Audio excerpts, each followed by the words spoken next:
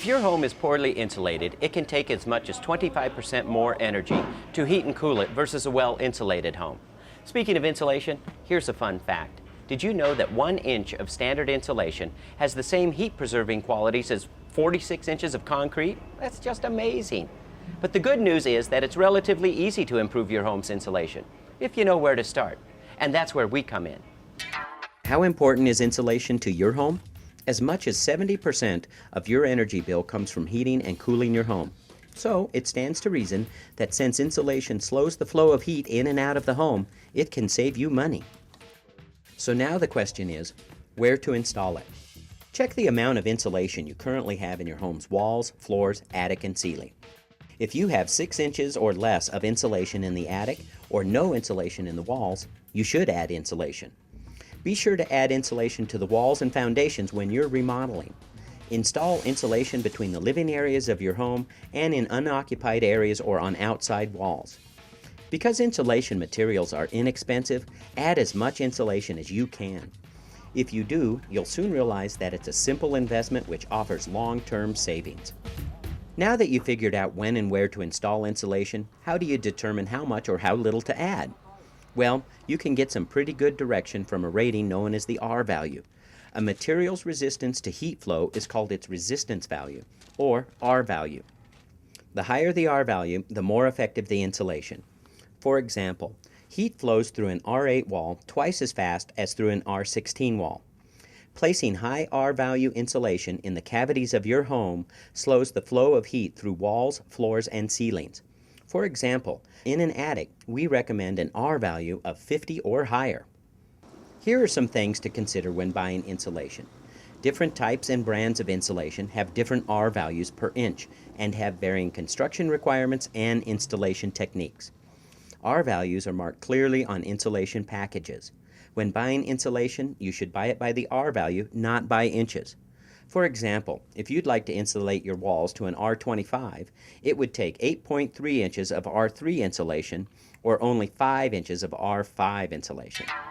Fiberglass insulation comes in bats or a loose form that's blown into finished walls. Most homeowners can install their own fiberglass bats in unfinished walls or floors. Fiberglass insulation usually has an R value ranging from 2.5 to 4 per inch.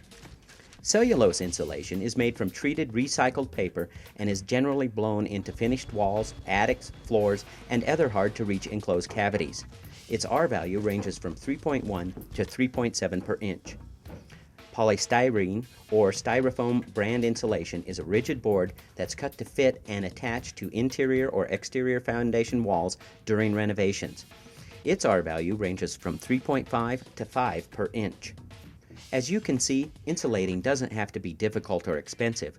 Many of these steps are easy to perform and pay back quickly.